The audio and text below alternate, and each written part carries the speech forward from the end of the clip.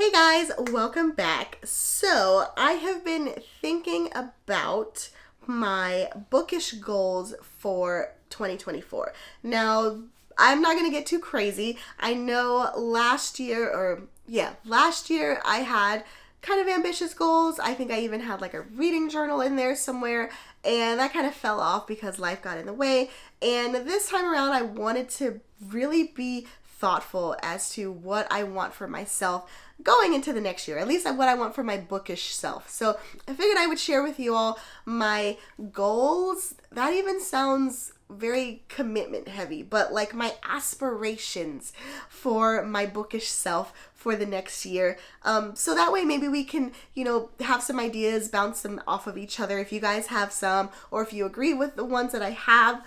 Great. This is all open forum conversation that I want to have with you all. So with that said, let's just go ahead and dive into what I'm hoping to get out of the next year in terms of my reading life.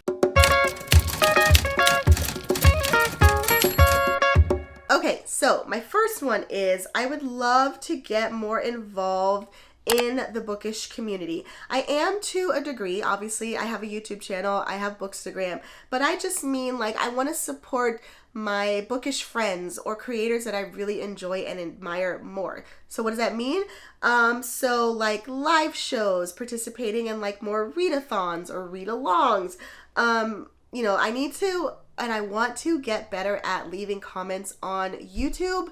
I do a decent job on Instagram, but it's so easy for me to get into like scroll only, and I want to make sure that I am recognizing people because I know how hard it is to put yourself out there and your content out there, and I see a lot of things that I enjoy and I think to myself like, oh, that's really good, and I'll heart it, but like I want to go a step further. Like, let's go ahead and let them know. A kind word can go a long way. I know that it makes me feel good when somebody says something nice, and I want to pass that along. So that's my first kind of goal going into 2024. The next one. So this is, okay, well, obviously these are all personal, but this is very personal, and hopefully I don't ruffle too many feathers. I haven't totally thought this one through, but I'm being very honest with you guys, because again, this is my list that I'm sharing with you all. This isn't just things that I think you guys want to hear. So that said, so I have my list here on my phone, and it's not very well articulated, but let's just go ahead and say what it is. So it says, or I wrote a note to myself, let your interests take your reading where it wants to go. So what does that mean? It means read what I want to read. That's just a reminder to myself. And it can be very easy to fall into this trap when you are putting content out there, whether you have a YouTube channel or whether you're sharing, what you're reading on Instagram or whatever. It can be really easy to fall into the trap of only putting out stuff or reading things that you see other people doing or that is popular and will get you likes and stuff like that. I don't want to fall into that trap. And I know, if we're being honest, for a while, what happens is I will fall into a slump because I won't allow myself to read what I really want to read. And because I don't want to read what's currently popular, I just don't read at all, which that's so silly, right? Like, just read what you want to read. And so what that means is that, I might have videos out that may not do with cozy mysteries or may not do with romance. I know the majority of my audience, watches me for cozy mysteries, and I love you guys for that, but I read more than just cozies, and so I want to be able to talk about that.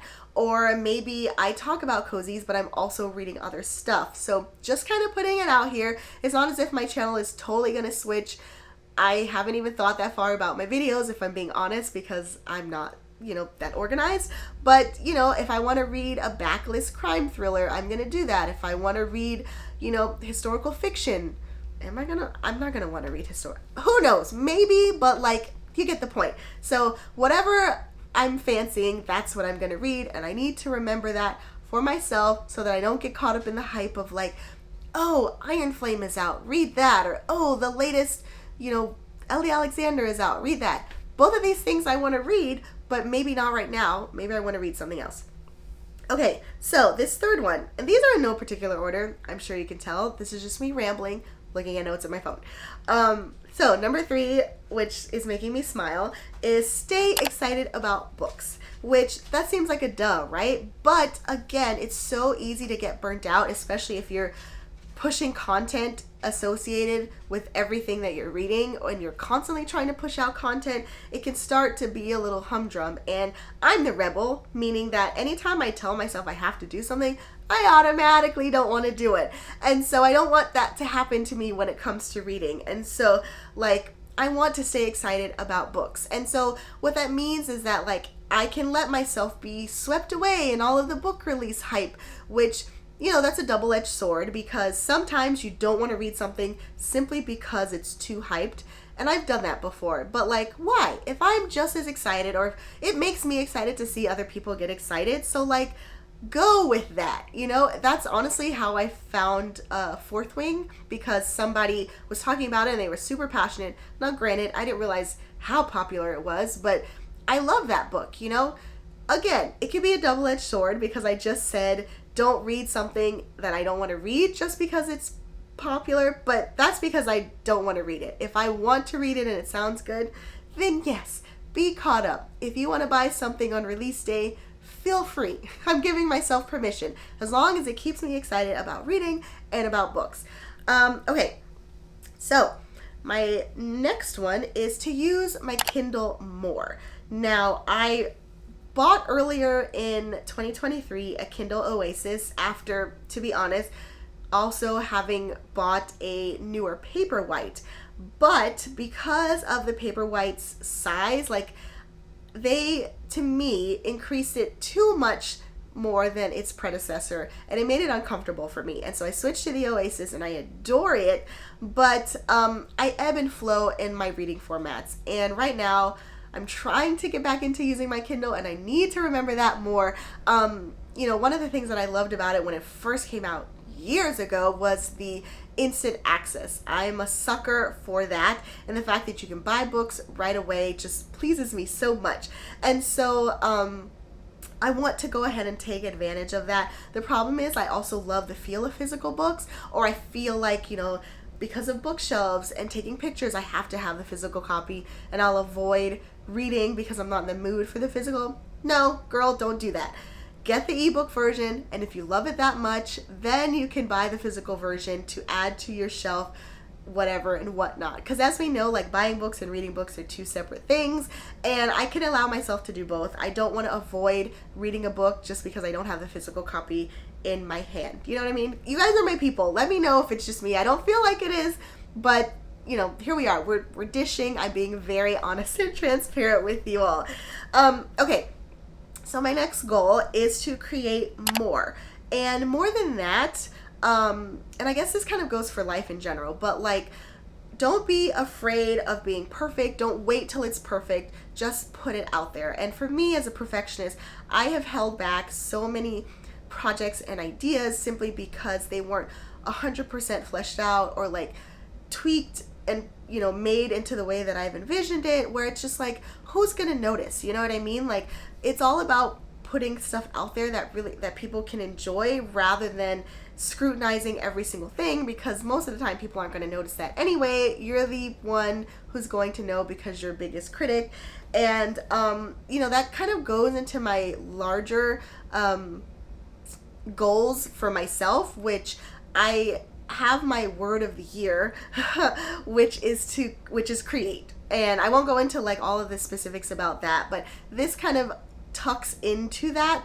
And I really want to create more. Like, creativity is a muscle that needs to be worked out. And I see so many people where I'm like, I wish I could do that, or like, that looks so cool, I want to be able to, like, do it, girl. You know what I mean? It doesn't have to be that exact same thing, but the more that you produce and do stuff, the stronger your creativity muscle becomes.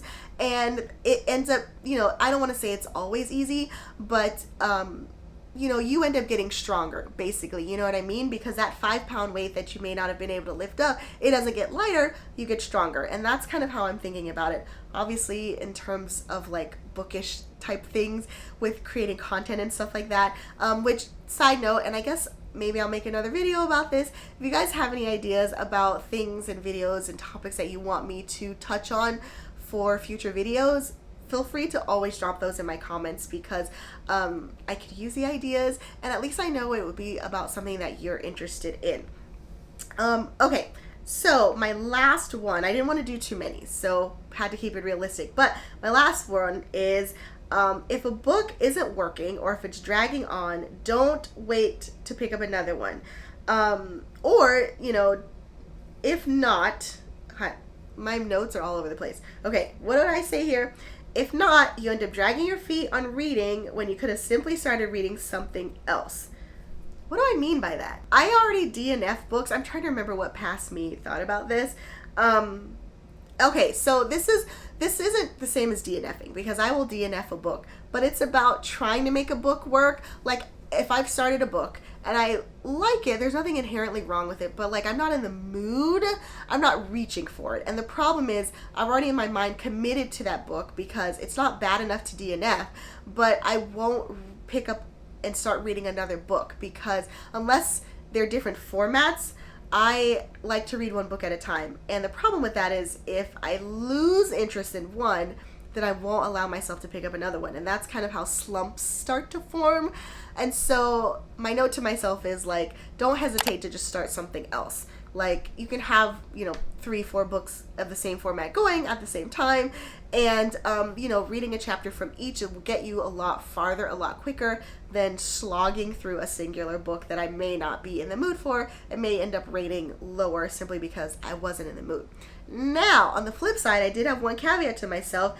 Give yourself time, at least a chapter or two before deciding to drop. Because my toxic trait is that unless a book literally hooks me from the first paragraph, I will automatically, I'm like, like, okay, one page and then I want to be done. And I'm like, I don't want, no, I need a little bit more time because most books don't literally capture you from that first line. Like, it is amazing if they do. Even if they do capture you from the first line, the subsequent paragraphs aren't also going to be like bop bop, you know what I mean? And so usually for me, what ends up happening is if I at least commit to a chapter, that's when I'm hooked. So I need to allow myself at least a chapter to get into it before deciding if I truly want to put it aside for now. So I don't know, these rules in my head, they may not make sense to everybody else, but they make sense to me. Like I said, this is my personal list of goals that I have for myself going into 2024